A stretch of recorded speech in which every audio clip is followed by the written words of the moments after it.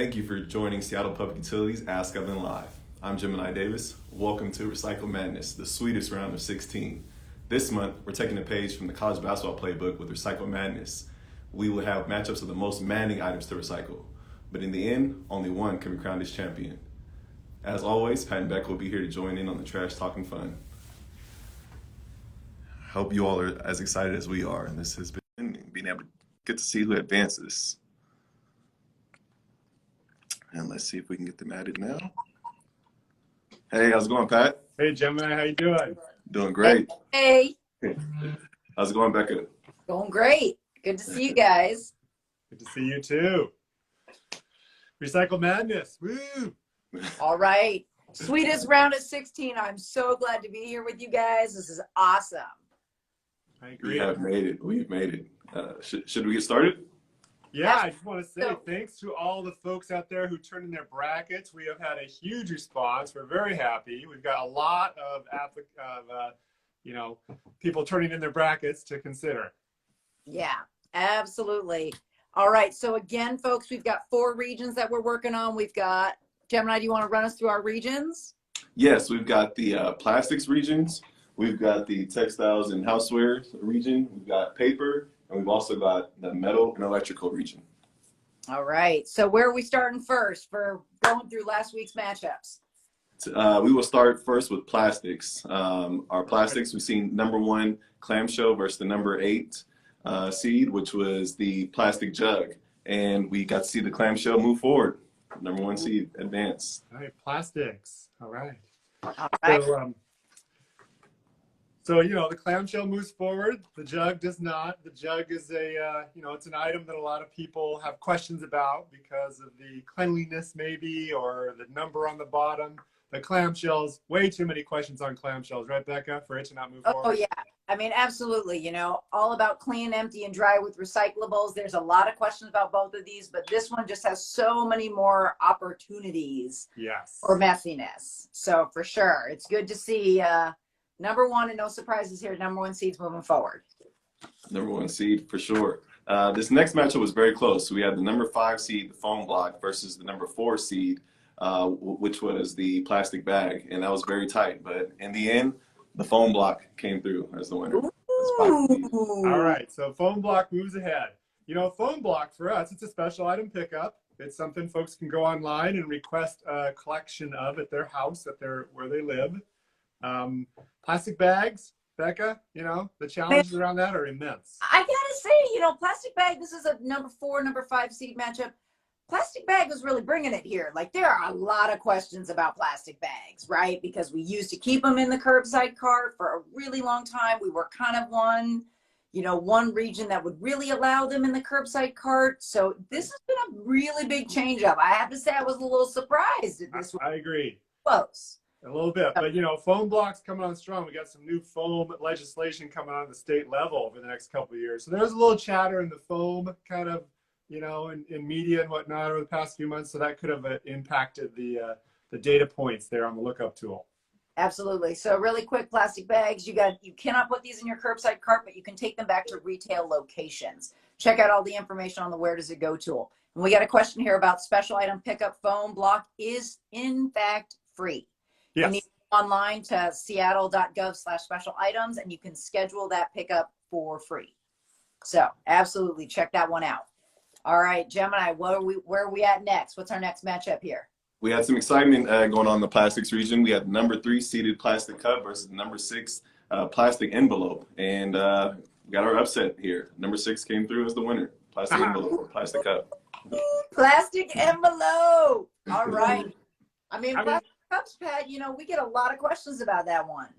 So yeah, plastic cups, it's funny. I still meet people all the time who have no idea that plastic cups are fully recyclable in Seattle. They've been on our yes column as recyclable since 2009. Right. It's a rigid plastic container. We're happy to see it empty, clean, and dry, recycle. Absolutely. But plastic envelopes, they're coming on strong these days, eh? Oh, man. If any item has been training to move forward as the most maddening item, like plastic envelope has been really, really working it here. They got a really rigorous program, I think, for developing all kinds of different plastic envelopes. So this one, even though it was an upset, I'm not surprised to see this one move forward. They've been really working it. I agree. There's a home delivery company locally that's been doing like one-arm push-ups over the past 2 years with plastic envelopes. So it's a big one. I'm not surprised. It's moving forward. A whole new staff of coaching to bring this one to the forefront for sure. I'm excited to see how they close out the tournament and the madness. So we'll see how that goes. Our next matchup, we had a number 2 seeded can carrier going against the number 7 bucket. And another surprise here, this number 7's advancing as a bucket. I guess, I don't think there's not a lot of awareness about the can carrier, right, Becca? It's a below the radar kind of item. It is. It's a new item. We talked about this last week. It's flat. It's got all kind of recycled symbols on it.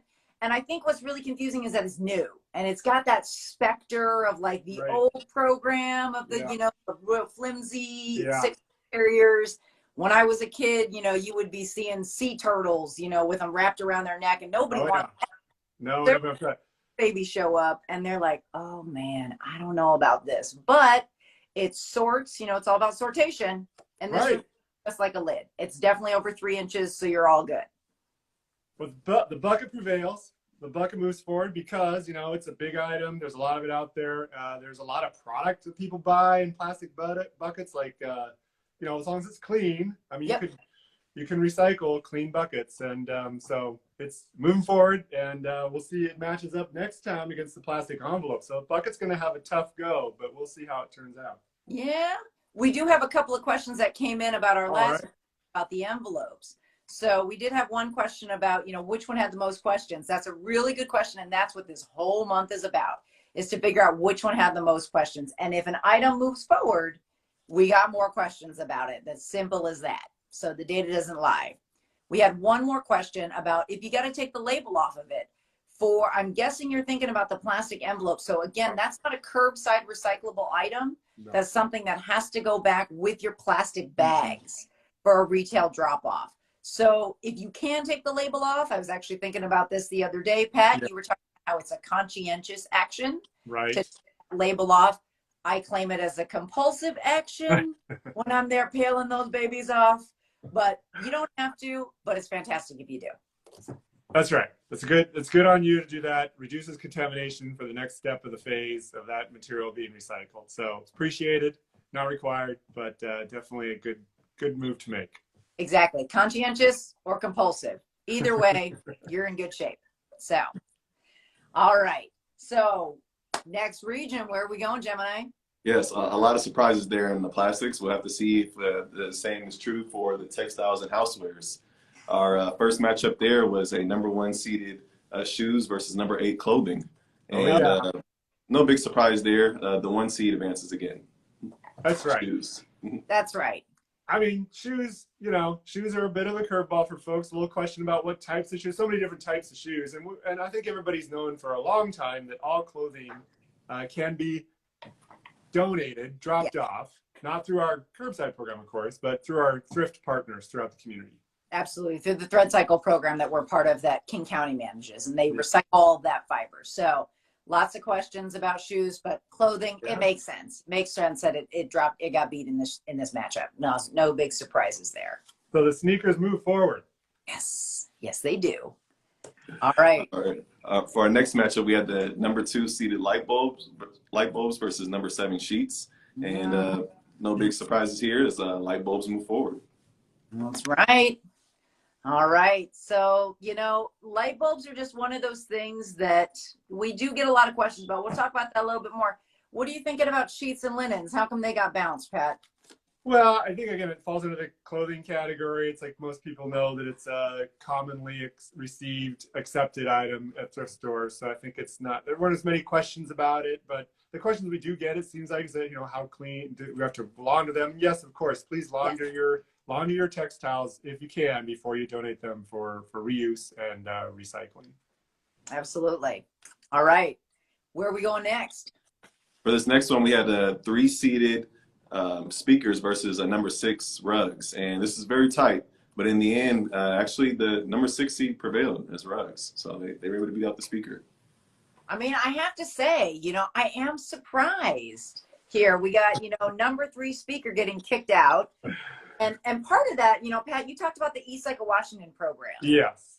And I think that that's really contributed to the fact that this is getting less confusing, right? Like that program's been building over time, that there are just kind of more opportunities to recycle kind of your home electronics. It's true, but the details are that, you know, of course, speakers are not covered in the eCycle Washington Right. program as supported by the manufacturers, but most partner organizations that receive eCycle Washington materials will also accept the speaker. There may be a fee associated where, you know, it depends from one drop-off point to another, whether it's a computer shop or a thrift store or something like that. But rugs, there's a lot of questions about rugs. You have throw rugs, you have carpets, you have different size rugs. So I think the lookup tool really sees a lot of rug, you know, activity. And that's what really kind of threw it off there. Oh, for sure. All those different types. I mean, all different kinds. I think, you know, with everybody being home last year too, like everyone's kind of working on their personal a little bit more, that rugs totally make sense. There's so many different kinds, so many different kinds of backings, all of that stuff. So we definitely saw rugs pull ahead. Speakers were able to contribute to the madness there as they're the second 3 seed to fall. So we'll see how the rest of the bracket shapes out. Another upset. To close out this region, we had number 4 throw pillows versus number 5 curtains. A very tight race, but the throw pillows were able to squeak by. Ooh, throw pillows. You know, throw pillows are one of those things too. With thread cycle and our fiber recycling, I think curtains and drapery probably going similarly with clothing and sheets and linens. Wouldn't you say, Pat? Yeah, I guess so. I mean, this really is a toss-up for me because they're not like clothing you wear, and it's not. There's more to them, you know. So the questions are similar. And that, well, is this okay to put in the thread cycle program, or is it not okay? And you know, whereas bed pillows are not accepted, but throw pillows are. So it's a challenging situation. So I'm not that surprised throw pillows move forward. There's more questions around that, I think, than curtains. Yeah, absolutely. It makes sense. All right. Thank you all. Thank you both for those recaps. I'm going to adjust the camera angle here so we can move on to our paper region. Ooh, paper. Okay, so our first matchup here was number 1. At the number 1 seed for paper was Tetra Pak, and number 8 was newspaper. Very good race, but in the end, Tetra Pak did prevail as a 1 seed. Well, we talked about it last week, right, Becca, that, you know, Tetra Pak encapsulates a variety of containers, milk cartons, juice boxes, you know, coated paper. Right, exactly. So the Tetra Pak's kind of an industry term, but y'all kept up with us just fine. Whereas newspaper, everybody knows what newspaper is, and this is not a surprise for a lot of us. Yeah, not at all. Not at all. All right, Tetra Pak, moving on. All right, our second matchup, very tight here. We had a number 4 seeded. We had number 4 seeded Junk Mail versus number 5 Paperback Books. And as a winner here was the number 5 seed Paperback Books over Junk Mail. I have to say I was kind of surprised about this. I mean, Pat, you can talk about this, like Junk Mail has really stepped up its game here. Talk about a program that is going on all cylinders now. Junk Mail is it, right? Yeah. Like how many stickers and foil, you know, face covers and windowed envelopes. I mean, it's really, the marketing folks have gone overboard on Junk Mail. So it's not your grandma's junk mail anymore. It's a different game. Not at all. They've been working hard on the junk mail front, but apparently there are still more questions about paperback books. I do wonder too if this has to do with kind of us all being home a lot more over the last 2 years, being in our spaces, realizing that we're really starting to look at all of the items that we've got surrounding us in our homes and figuring out like, what can I do with these things? So I think the confusion also is in the hardbound books. You know, that's a different type of book with the backing and the spine and so forth. Paperback, totally recyclable. Hardback books, not recyclable, but one should donate hardback books to their thrift stores because they have ways of getting them through a recycle program. Absolutely. We do have a comment about our last matchup with number 1 seed Tetra Pak and number 8 newspaper. Tetra Paks are in fact recyclable, and all of the items that are in Recycle Madness are recyclable. They may be curbside recyclable, but they are recoverable, and which means that there are a way to take them back, whether you drop them off, and then those commodities can be turned into new items. So never fear, if you see it on the board, there's a way to recycle it. All right, next All right. item up. Thank you for answering that, Becca, and providing those details. We haven't seen a 3-seed advance yet. This time we've got a number 3 bakery box versus number 6 cardboard. And to move forward, it will be the bakery box. They make it. Ooh. Yeah, another one that's you know, it's kind of like a clamshell, the bakery box. It's a very similar, like there's a lot of them out there, and so we had a lot of questions. So yeah, I'm not surprised. Yeah, I mean the tape and the labels, another really good question that we thought really contributed to cardboard making it into Recycle Madness. We were both a little bit surprised. But because it gets, you know, that stuff gets skimmed off in the pulping process, it's not a problem. But I do think that that's why we've got a lot of questions about cardboard. But more on bakery box as it advances in the tournament here. And thank you, Cardboard Box, for joining Recycle Madness, and maybe we'll see you next year. I know. Yeah. We'll see what you come back with next year. That's right. Innovation to come up with. We appreciate all participants. To close out the final matchups of the paper regions, we had the number 2 paper carryout box versus number 7 magazines, and the top seed prevails here as a paper carryout box. I mean that is not surprising. Kind of like its buddy Tetra Pak. You know, there's just kind of a lot of different materials here. We got plastic, we got paperboard, but we're going to be talking a lot about carryout container because I think this one's going to go far. We'll see. Yeah, especially over the last couple of years with so much takeout. I mean, carryout containers are definitely getting a lot of play online. Absolutely. So, but magazines, I mean, kind of like junk mail, really very much. Yeah. Game. It's crazy. All the clay coatings and shiny surfaces and laminations and embedded, you know, perfume odors or smells or whatever, you know, fragrances, that's the word. Odor, smell, fragrance. Anyway, magazines, thanks for joining us, but we'll see you next year. Yeah, absolutely. Good showing. We really appreciate you brought all the different kinds of talent, but you're out. That's right. All right. And our final region, Gemini. Our final region, we've got metal and electrical. So here we had a great matchup with the number 1 versus number 8, gas canisters versus batteries. We got a whole lot of different types of chemicals and metal going on here, but in the end, gas canister is moving forward. True. Yeah, it's a tough one. I mean, I was surprised batteries came up as a number 8 seed, frankly, because we do get a lot of questions about the different types of batteries that are on the market now. But for the most part, people know batteries do not go in the blue cart, and they know they're a special item situation. Yeah, absolutely. And we got a lot of options, right? We got a lot of drop-off opportunities. That's right. All kinds. Our stations, household has waste. You can look at Call to Recycle. Lots of great options there. We got a question here about our last matchup in the paper category about the carryout containers. Where are they recyclable? Pat, what are the 3 rules for paper carryout containers? What do they have to do? Well, they have to be empty, clean, and dry. I mean, that's how you recycle right. Exactly. So, There you go. Even my trick on the paper carryout box, which I wish I had one handy because I'd like to show you, because I like to pop them open. They have these little folds and glues on the corners. And if you just pop those corners out, it's a flat piece of cardboard then, and it's really easy just to wipe it down and recycle it, and you're good to go. Yep. Easy to let it dry, too, that way when you pop them all open. But back to the category which we're on is the gas canisters. I just want to say I'm excited about talking more about gas canisters. I mean, that is an item that folks have been asking us about for years. It's an item that has a lot of embedded resources. It's a big, heavy can. You know, the metal there's a lot to it. And just it's exciting that the utility is offering an option for a special item pickup on those now. There you go. So that's the answer to that question that came up curbside. Do special item pickup, gas canisters recyclable. There's some other opportunities as well. Some other drop off, yeah. Matchups go on. All right, where are we at next, Gemini?